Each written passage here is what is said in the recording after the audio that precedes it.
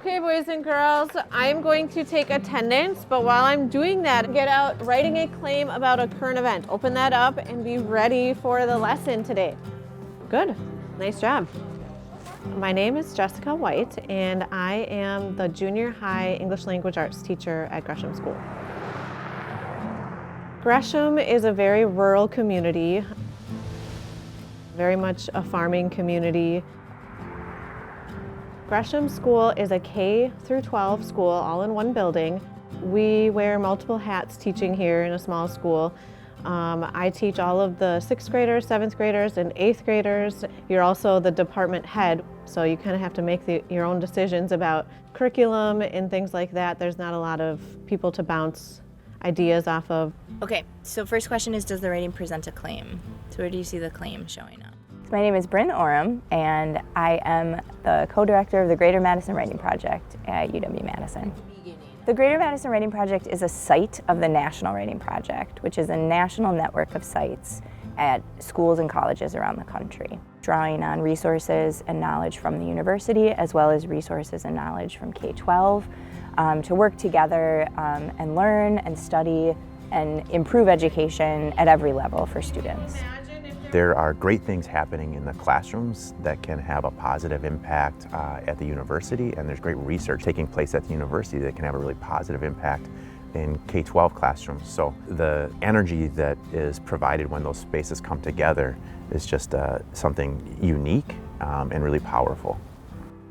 So when you read, I want you to read and highlight anything that seems interesting or important to you while you're reading. We ended up working with Gresham through a program called the College Career and Community Writers Program, which derives from a federal grant that the National Writing Project got. And to do the research, they wanted to find rural and high-need schools to study and test the work in. And the work of C3WP is really dedicated towards supporting teachers and supporting students in writing source-based arguments, and really know more about what it takes to support students in becoming really strong in argument writing and argument discourse. Raise your hand if you felt like you were able to add more reasoning to it. This is the type of writing, and not just writing, but reasoning that they can actually use in the real world regardless of what they decide to do after high school.